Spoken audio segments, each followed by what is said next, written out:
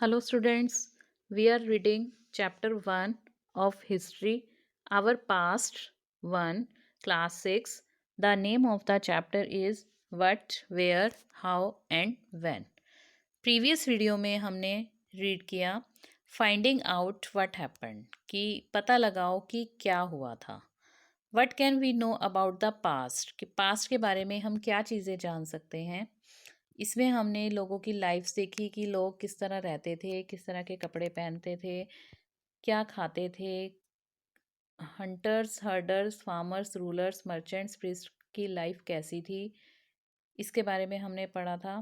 Where did people live, लोग कहाँ रहते थे।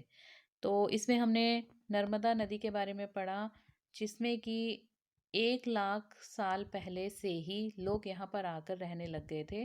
और उसमें से जो सबसे पहले लोग थे वो स्किल्ड गैदरर्स थे, जो कि अपना फूड कलेक्ट करके खाते थे। उसके बाद हमने सुलेमान और किरथार हिल्स के बारे में पढ़ा, जो कि नॉर्थ वेस्ट में है। इसमें हमने देखा कि सुलेमान और किरथार हिल्स के कुछ एरियाज में कुछ ऐसे प्लेसेस हैं जहाँ पर लगभग 8,000 साल पहले वीट और बार्ले को उगाना शुरू किया था।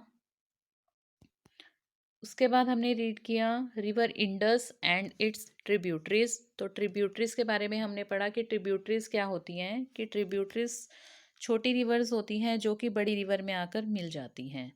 और लगभग 4700 ईयर्स पहले इंडस नदी के किनारे सबसे पहले जो सिटीज़ आकर बस गई थी और वो बहुत ज़्यादा फ्लरिश हो गई थी, मीन्स बहुत समृद्ध हो गई थी।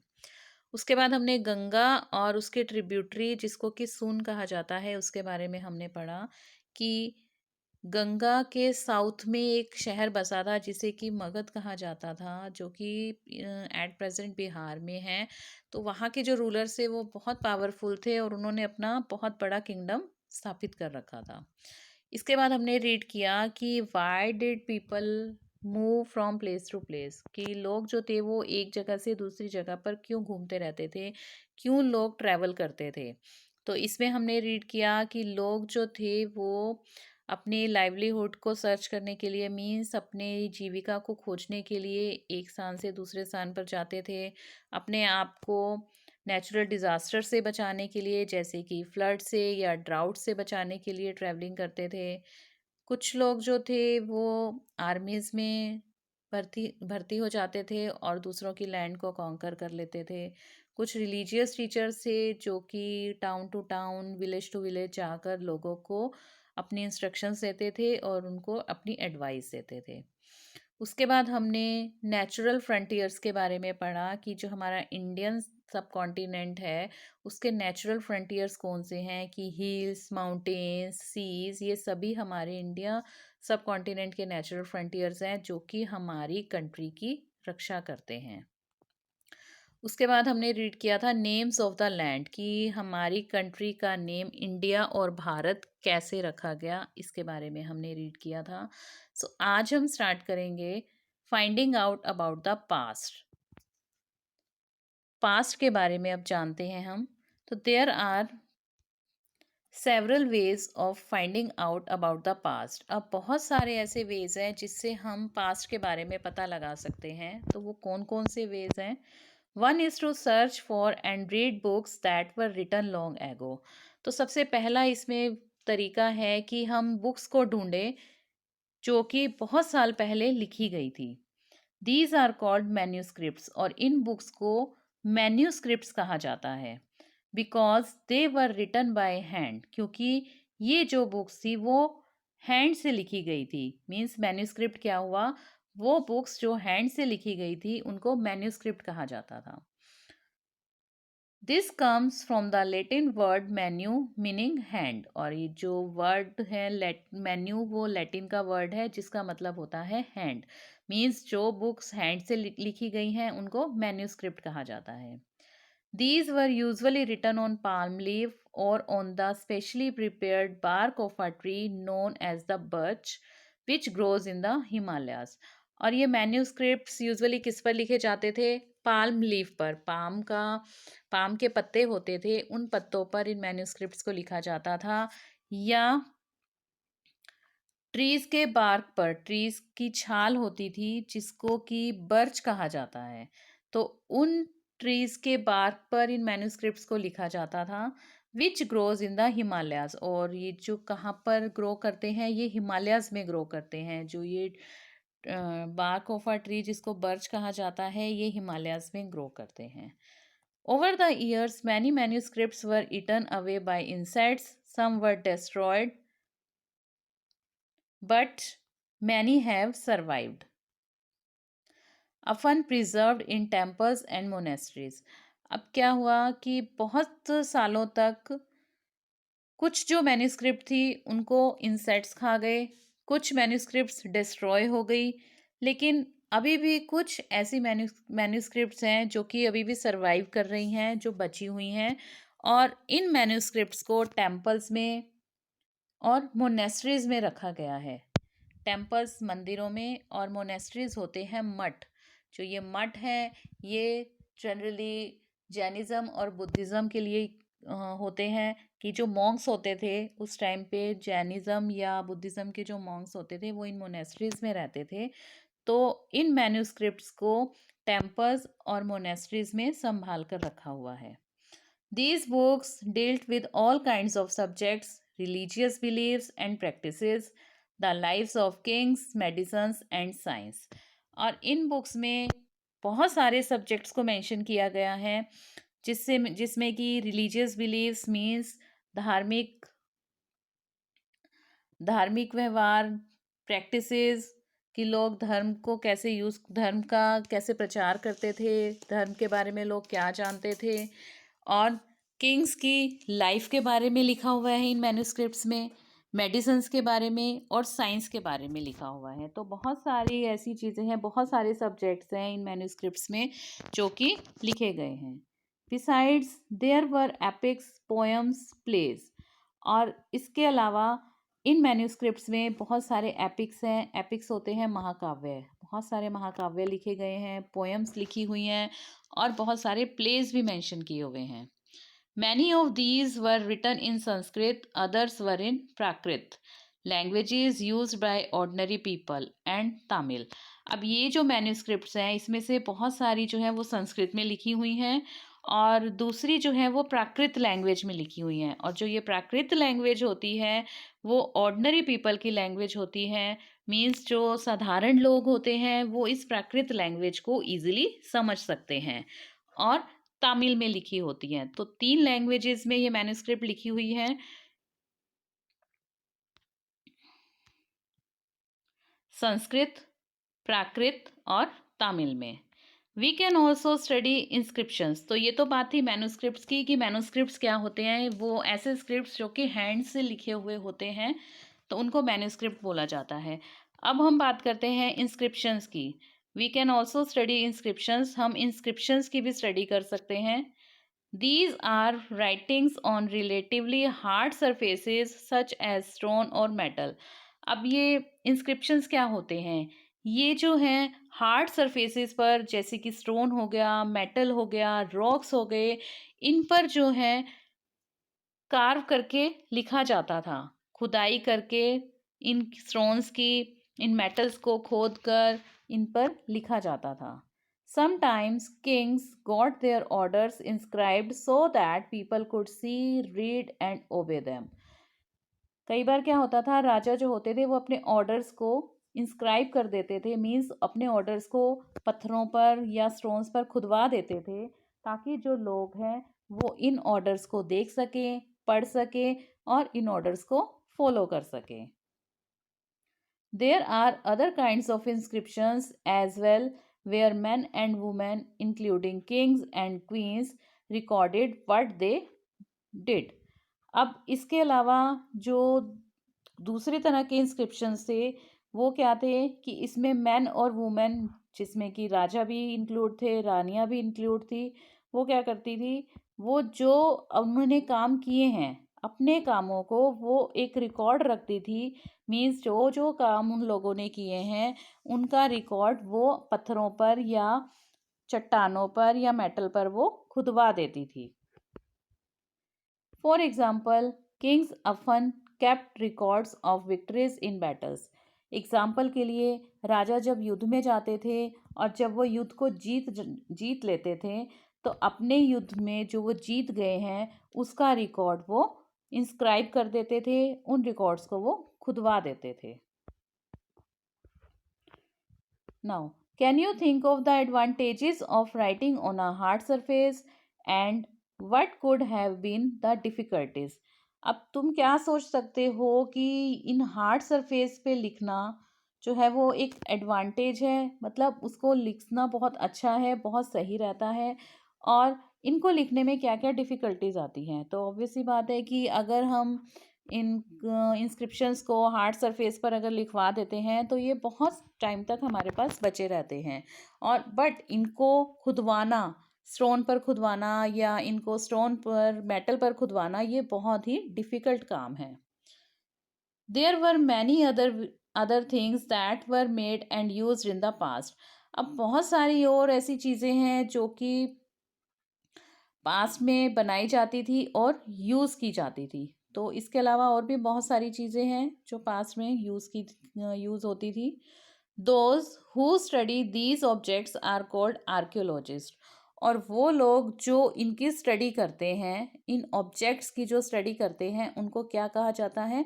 आर्कियोलॉजिस्ट कहा जाता है। कि जो पहले टाइम में जो चीज़ें बनती थी, यूज़ होती थी, वो जब इन आर्कियोलॉजिस्ट को मिलती हैं, वो इन पे स्टडी करते हैं, तो उनको आर्कियोलॉजिस्ट कहा जाता है। They study the remains of buildings made of stone and brick, painting and sculptures. अब वो जो आर्कियोलॉजिस्ट हैं वो किन किन चीज़ों की स्टडी करते हैं? वो स्टडी करते हैं remains of building made of stone and bricks, उन बिल्डिंग्स की जो कि स्टोन से बनी हुई हैं या ब्रिक से बनी हुई हैं।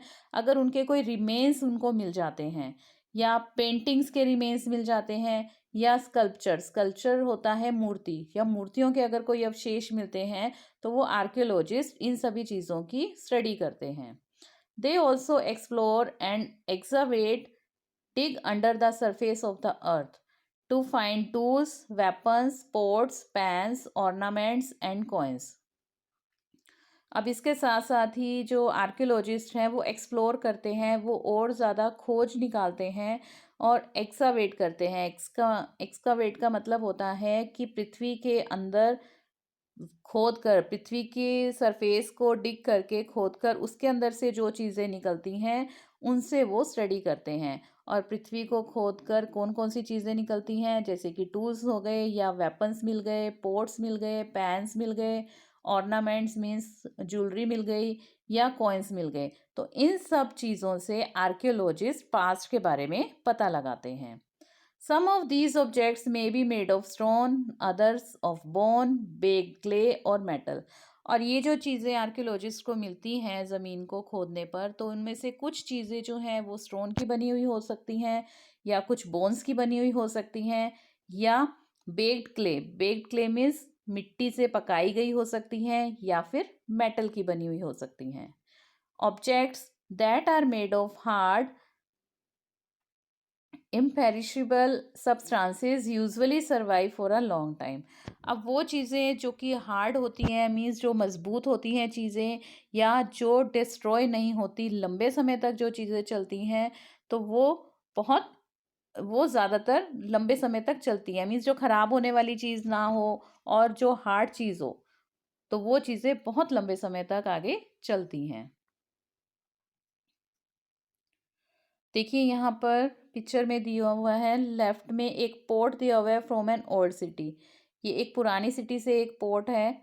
Ports like these were use about 4700 years ago. और इस पोर्ट को लगभग 4700 साल पहले यूज़ किया हुआ होगा।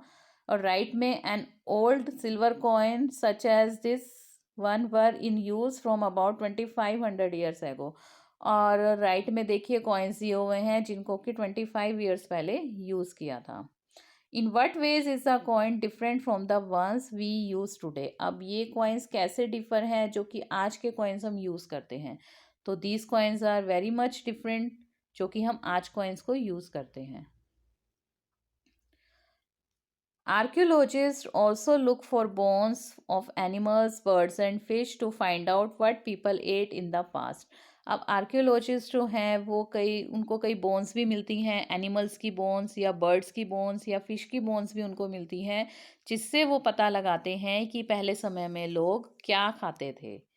प्लांट्स प्लांट रिमेन्स सर्वाइव फार मोर रेयरली, लेकिन जो प्लांट के रिमेन्स होते थे वो ज़्यादा सर्वाइव नहीं करते, क्योंकि प्लांट्स जो हैं, प्लांट्स तो चलो उगे, ख़त्म हो गए, डिस्ट्रॉय हो गए, तो प्लांट रिमेन्स इतने ज़्यादा सर्वाइव नहीं करते। इफ़ सीड ऑफ ग्रेन और pieces of wood have been burnt, they survive in a charred form. अब मान लो कि अगर कोई ग्रेन का कोई सीड मिल गया या कोई वुड का पीस जला हुआ मिल गया, तो वो एक जले हुए फॉर्म में ही सरवाइव करते थे। कि मीन्स अगर कोई बीज का दाना मिल गया या कोई जली हुई लकड़ी मिल गई, तो वो उसी फॉर्म में, मीन्स जले हुए फॉर्म में ही वो सरवाइव करती हैं। Do you think cloth is found frequently by archaeologist? तुम क्या सोचते हो कि जो कपड़ा है वो बहुत जल्दी आर्कियोलॉजिस्ट को मिलता है? नहीं, कपड़ा भी क्या होता है, कपड़ा भी बहुत जल्दी डिस्ट्रॉय हो जाता है, तो कपड़ा भी आर्कियोलॉजिस्ट को इतनी इजीली नहीं मिलता। Historians, that is scholars who study the past, often use the word source to refer to the information found from manuscripts, inscriptions and archaeology. अब historians जो कि scholars होते हैं, जो past की studies करते हैं, उनके लिए एक word use किया जाता है source। तो source किसको रेफर करता है? इंफॉर्मेशन को। इंफॉर्मेशन जो कि मैन्यूस्क्रिप्ट से मिलती है इंफॉर्मेशन, या इंस्क्रिप्शन से हमें इंफॉर्मेशन मिलती है, या आर्कियोलॉजी से। आर्कियोलॉजी मीन्स की ज़मीन को खोदकर उनसे जो चीज़ें निकाली जाती हैं, उन चीज़ों से हमें पास्ट का पता चलता है। या हमने अभी मैन्यूस्क्रिप्ट पढ़ा कि मैन्यूस्क्रिप्ट्स में बहुत सारी चीज़ें ऐसी दी हुई होती हैं जिससे हमें पता चलता है कि पास्ट में क्या होता था। या इंस्क्रिप्शंस जो हमने पढ़े कि इसमें जो राजा और रानियां होती थी, वो अपने कामों को, जो उन काम उन्होंने किया, उनको वो इंस्क्राइब कर देते थे पत्थरों पर और स्टोन्स पर या मेटल्स पर। तो ये सब जो है सोर्सेज हैं। मैन्यूस्क्रिप्ट, इंस्क्रिप्शन और आर्कियोलॉजी ये सोर्सेज हैं जिससे कि हमें पास्ट के बारे में पता चलता है। Once sources are found, learning about the past became an adventure as we reconstruct it bit by bit. लेकिन जब एक बार ये सोर्सेज मिल जाते हैं, पहले तो इन सोर्सेज को ढूंढना पड़ता है। आर्कियोलॉजिस्ट जो हैं वो बहुत ज़्यादा फाइंड करते हैं, बहुत ज़्यादा ढूंढते हैं इन चीज़ों के लिए। लेकिन जब एक बार सोर्सेज मिल जाते हैं, तो पास्ट के बारे में जानना बहुत इजी हो जाता है और बहुत इंटरेस्टिंग हो जाता है। So, historians and archaeologists are like detectives who use all these sources like clues to find out about our past. So, जो ये historians हैं और जो archaeologists हैं, वो एज अ डिटेक्टिव्स काम करते हैं, जासूस की तरह काम करते हैं, जो कि इन सोर्सेज को ढूंढते हैं, इन क्लूज को ढूंढते हैं और हमारे पास्ट के बारे में हमें जानकारी देते हैं। वन पास्ट और मैनी। अब एक पास्ट या बहुत सारे past. Did you notice the title of this book our past? तो क्या तुमने नोटिस किया है कि हमारे इस बुक का टाइटल क्या है? हमारे इस बुक का टाइटल है आवर पास्ट। तो past is plural. We have use the word past in plural to draw attention to the fact that the past was different for different groups of people. अब जो word use किया गया है past, वो plural है। Past, PAST, past. तो ये एक प्लूरल वर्ड है जो कि ध्यान करता है, जो कि हमें अटेंटिव करता है इस फैक्ट के लिए कि जो एक ग्रुप में लोग रहते हैं, जो समूह में लोग रहते हैं, वो सब अलग अलग हैं। मीन्स जो ग्रुप में लोग हैं वो सब एक जैसे नहीं हैं, हर कोई अलग अलग है। For example, the lives of herders or farmers were different from those of kings and queens. Example के लिए एक हर्डर की और एक फार्मर की लाइफ वो डिफरेंट होती है किंग या क्वीन की लाइफ से। The lifes of merchants were different from those of craft persons and so on. और किसी भी मर्चेंट की लाइफ डिफरेंट होती है किसी क्राफ्ट पर्सन से, और ऐसे ही। तो मीन्स जितने भी तरह के लोग रहते हैं, उन सभी लोगों की लाइफ एक दूसरे से अलग होती है। Also as is as is true even today, people followed different practices and customs in different parts of the country. और आज के टाइम में भी अगर हम देखें तो लोग जो हैं वो अलग अलग प्रैक्टिसेस को, अलग अलग कस्टम्स को फॉलो कर रहे हैं कंट्रीज़ के अलग अलग पार्ट्स में। मींस अगर आज भी हम देखते हैं तो लोग क्या कर रहे हैं, अलग अलग धर्म के लोग रहते हैं हमारी कंट्री में, अलग अलग उनके रीति रिवाज हैं, अलग अलग उनके खान पान हैं। तो हमारी कंट्री में हर तरह के लोग रहते हैं और उनका खान पान, रहना सहना, उनका कल्चर, उनका ट्रेडिशन सब एक दूसरे से अलग है। For example today most people living in the Andaman island get their own food by fishing, hunting and collecting forest produce.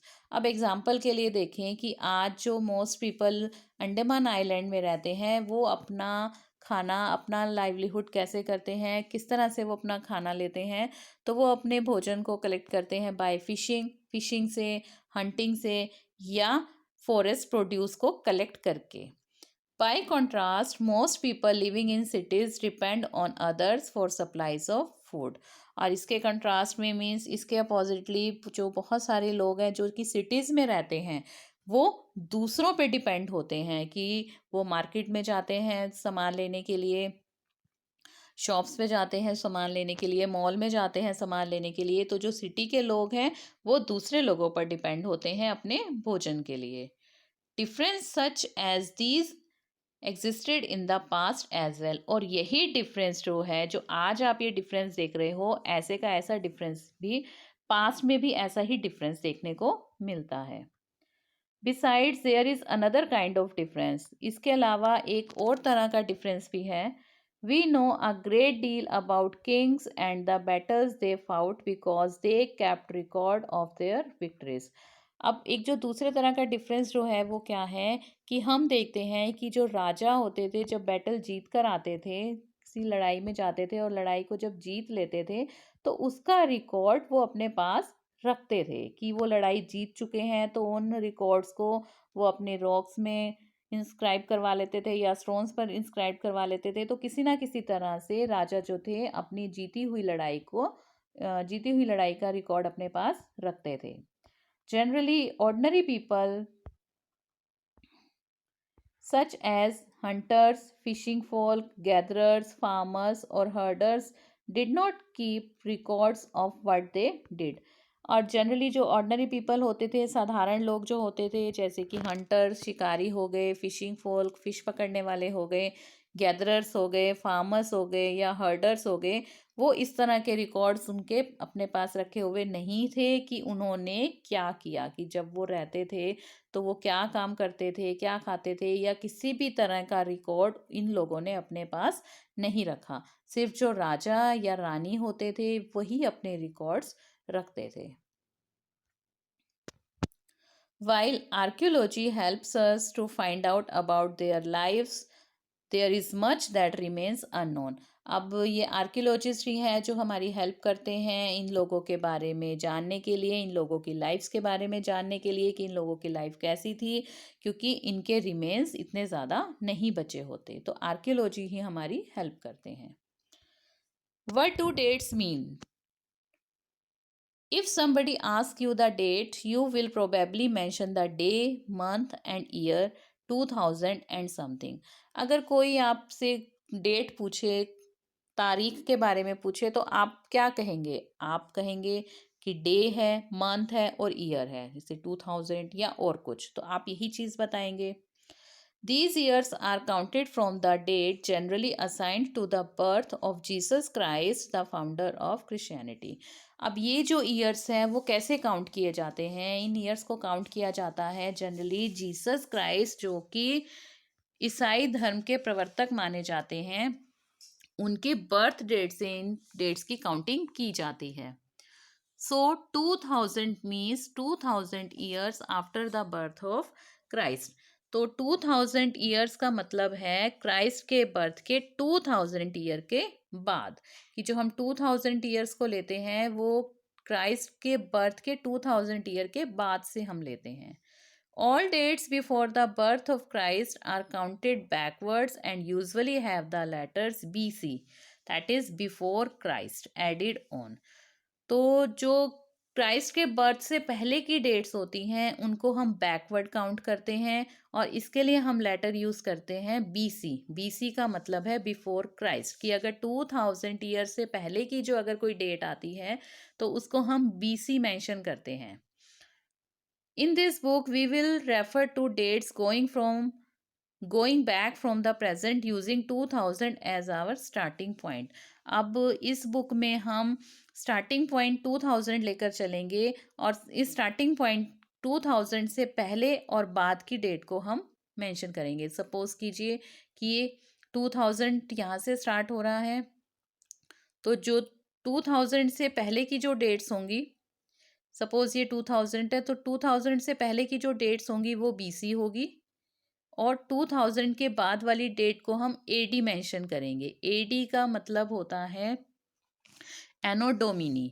BC का मतलब तो हो गया बिफोर क्राइस्ट, और एडी का मतलब होगा एनो डोमिनी। तो आगे देखिए इसके बारे में थोड़ा सा बताया गया है।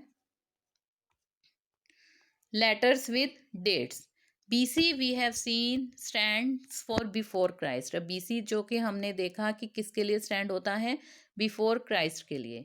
You will sometimes find AD before dates. Date से पहले आप अब देखोगे कि एडी भी राइट किया हुआ होता है। तो this stands for two Latin words anno domini. तो इसमें दो लैटिन वर्ड्स को यूज किया जाता है। जो वो दो लैटिन वर्ड्स कौन से हैं? Anno domini, meaning in the year of the lord that is Christ. So 2012 can also be written as AD 2012, कि अगर हम 2000 के बाद अगर हम किसी डेट की बात करते हैं तो उसमें हम मेंशन करेंगे AD 2012, और अगर 2000 से पहले की डेट की हम बात करते हैं तो वो डेट BC हो जाएगा।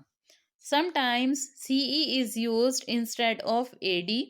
CE को यूज करते हैं हम, CE होता है common era, and BCE instead of BC। AD की जगह हम CE को यूज करते हैं, और BC की जगह हम BCE को यूज करते हैं। तो the letter CE stand for common era and BCE for before common era. We use these terms because the Christian era is now used in most countries of the world. तो हम in terms को क्यों use करते हैं? क्योंकि जो Christian era है वो अब बहुत सारी कंट्रीज़ में, वर्ल्ड की बहुत सारी कंट्रीज़ में यूज़ किया जाता था। In India, we began using this form of dating from about 200 years ago. और इंडिया में हमने इन डेट्स को कब यूज़ करना शुरू किया? लगभग 200 साल पहले। सो ये तो था आपका चैप्टर 1 हिस्ट्री का। So here are chapter is completed. Thank you students, bye bye.